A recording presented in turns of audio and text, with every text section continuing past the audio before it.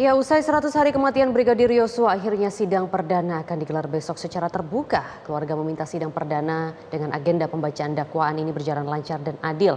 Nah, untuk membahasnya, kita langsung berbincang dengan pakar hukum pidana Abdul Fikar Hajar. Selamat siang, Pak Abdul Fikar. Kalau kita tahu ya, jelang sidang Sambo ini ada lagi keterangan yang berubah. Nah, menurut Anda, seberapa jauh dan seberapa berpengaruhnya ini terhadap dakwaan nantinya? Apakah bisa meringankan sehingga nantinya tidak lolos jeratan hukum maksimal yakni hukuman mati? Ya, saya kira gini, semua keterangan yang disampaikan di luar persidangan itu tidak ada artinya sesungguhnya, ya. Karena putusan oleh pengadilan atau oleh hakim itu hanya akan diambil berdasarkan fakta-fakta yang terjadi di persidangan gitu. Artinya apa? Artinya semua hal yang dikemukakan di persidangan, baik yang memberatkan maupun yang meringankan, itulah yang akan menjadi pegangan hakim atau dasar hakim menjatuhkan sebuah putusan gitu. Nah, kalau kemudian ada perubahan keterangan ya, tetapi kan belum sampai masuk ke dalam persidangan gitu. Artinya bahwa umpamanya yang saya dengar tidak ada perintah langsung untuk menembak dan sebagainya, umpamanya cuma hajar, cat dan sebagainya ya. Itu kan cuma di luar kan cuma wacana saja gitu. Nanti tinggal kita menyaksikan apakah di dalam persidangan itu akan dikemukakan atau tidak gitu. Nah, ketika dikemukakan juga oleh terdakwa atau oleh saksi atau oleh siapapun gitu ya, itu juga harus logis gitu. Logis dalam pengertian tidak bertentangan dengan umpamanya keterangan-keterangan yang lain gitu. Ya, kalau tadi umpamanya dikatakan bahwa tidak ada perintah membunuh gitu, tetapi hanya menghajar gitu ya. Hanya kenapa ketika terjadi penembakan umpamanya ya, faktanya yang kita dengar, yang saya dengar dari beberapa uraian gitu, tidak ada upaya untuk menyanggah umpamanya ya. Tidak ada upaya untuk tidak menembak Richard itu dan sebagainya, kan tidak ada fakta itu gitu. Nah, karena itu saya bilang itu menjadi tidak logis pengakuan-pengakuan seperti itu gitu. Dan ini saya kira juga akan tidak Abdul Fikar diterima oleh sendiri, hakim. meskipun itu tidak logis karena pernyataannya kan di luar persidangan begitu ya. Tapi ketika kuasa hukum berani untuk mengatakan hal seperti itu, apakah menurut Pak Fikar ini mereka memiliki cukup bukti yang kuat begitu untuk ditampilkan di persidangan sehingga nantinya bisa meringankan dakwaan misalnya? Ya, penasehat hukum itu biasanya berdasarkan pengakuan dari tersangkanya atau terdakwanya, ya. Tetapi tidak semua yang dikatakan oleh terdakwa itu juga memenuhi kebenaran gitu. Dalam pengertian itu tadi saya bilang tidak logis kalau dia hanya menyuruh menghajar, tetapi ketika orang itu menembak, mestinya kan ada upaya untuk mencegah kan begitu, ya kan? Mestinya ada upaya yang dilakukan untuk mencegah supaya tidak terjadi penembakan itu. Karena perintahnya bukan menembak, perintahnya hanya menghajar. Nah, itu kan jadi tidak logis. Nah, fakta seperti itu kan tidak ada. Saya tidak mendengar fakta seperti itu di sepanjang kita perhatikan kasus ini gitu. Baik baik penjelasan dari beberapa pihak dan sebagainya ya. Tidak ada fakta seperti itu. Nah, karena itu saya bilang menjadi tidak logis kalau menyatakan itu tidak ada perintah, tetapi tidak juga dia mencegah gitu ya. Nah, karena itu apa yang dikemukakan oleh penasehat hukum juga karena itu saya bilang tidak logis juga yang dikemukakan oleh penasehat hukum gitu. Ya, bagaimana cara berpikirnya? Pun nanti begitu ya kuasa hukumnya bisa menemukan saksi yang mengatakan demikian, tetap saja tidak logis begitu ya, karena tidak ada pencegahan saat perintah menghajar kemudian berubah jadi penembakan. Menurut Anda seperti itu ya Pak Abdul Fikar ya. Nanti kita akan bahas lebih lanjut, tapi kita harus jeda terlebih dahulu Pak Fikar, jadi tetap bersama kami pemirsa di Metro Siang.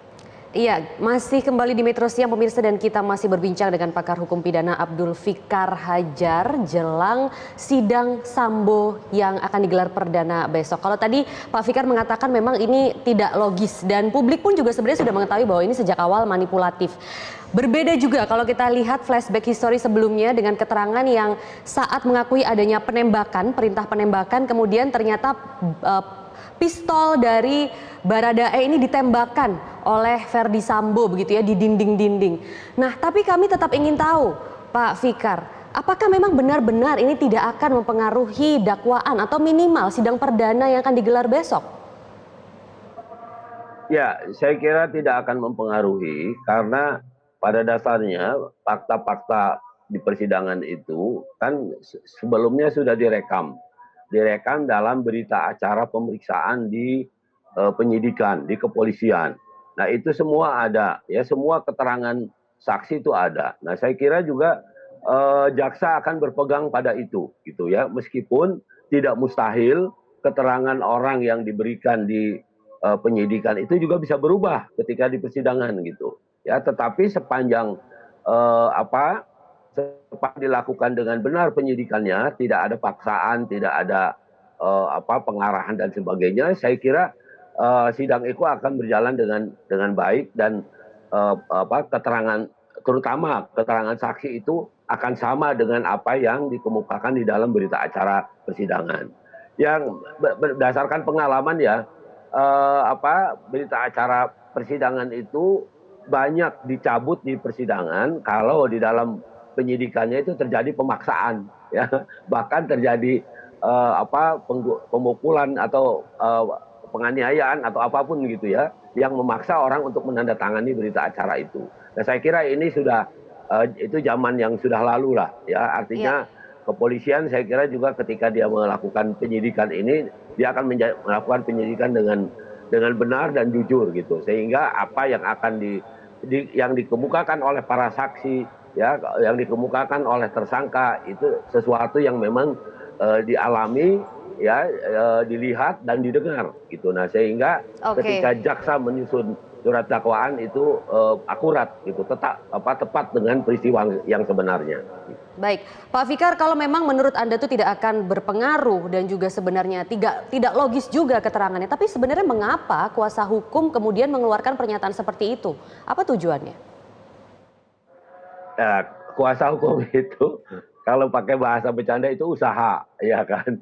Usaha untuk mempengaruhi publik kan sebenarnya itu, ya kan? Apa yang terjadi seperti itu boleh, nggak ada masalah gitu ya, sepanjang tidak melanggar hukum, itu usaha pembelaan itu nggak ada masalah gitu ya, artinya asal dia bisa buktikan nanti di persidangan bahwa pernyataannya bukan hanya pernyataan saja gitu, artinya didukung juga oleh alat bukti yang lain gitu. Umpamanya alat bukti kan seperti apa bilang, yang bisa memperkuat pernyataan baru ini, Pak Fikar? Alat bukti itu ada cukup, 4, misalnya? ada 5. Alat bukti itu keterangan saksi, ya, keterangan ahli, alat bukti surat kalau ada, ya, kemudian keterangan tersangka. Nah, kemudian gabungan dua alat bukti itu, saksi dengan saksi atau saksi dengan surat, petunjuk namanya, ya. Nah, itulah berdasarkan alat bukti itu nanti bisa ditarik kesimpulan apakah ini memang ada perintah membunuh atau hanya sekedar menghajar gitu. Nah, itu yang akan dibuktikan itu. Minimal 2 alat bukti ya sesuai dengan KUHP. Terakhir mungkin Pak Fikar, seberapa besar citra lembaga Kejaksaan Agung ini dipertaruhkan khususnya dalam pembacaan dakwaan besok menurut Anda? Ya, saya kira ini dari sudut pekerjaan, ini pekerjaan rutin kejaksaan ya. Jadi kita percayalah ya, kita percaya pada kejaksaan, dia akan menyusun dakwaan yang sempurna, dia akan menyusun dakwaan yang akurat gitu ya. Dan yang harus diperhatikan adalah justru Jaksa Agung harus menjaga ini gitu, menjaga akurasi dan kebiasaan para jaksa ini gitu ya, sehingga dia tidak terpengaruh oleh apapun gitu ya, terpengaruh baik itu pengaruh internal maupun pengaruh eksternal. Kita nggak tahu ya, pengaruh itu bisa masuk dari mana saja gitu. Nah, karena itu yang harus dijaga. Nah, dan karena itu juga kita sebagai masyarakat ikut juga harus menjaga gitu ya, mengawasi jaksa agar jaksa bekerja dengan benar, menegakkan hukum sehingga akan ada putusan yang adil dan bisa diterima oleh semua masyarakat. Saya kira begitu. Baik, tentunya itu menjadi harapan dari masyarakat yang sebenarnya sudah menanti sidang perdana ini dan akhirnya akan digelar besok. Terima kasih pakar hukum pidana Abdul Fikar Hajar sudah bergabung dengan Metro Siang kali ini. Salam sehat Pak Fikar.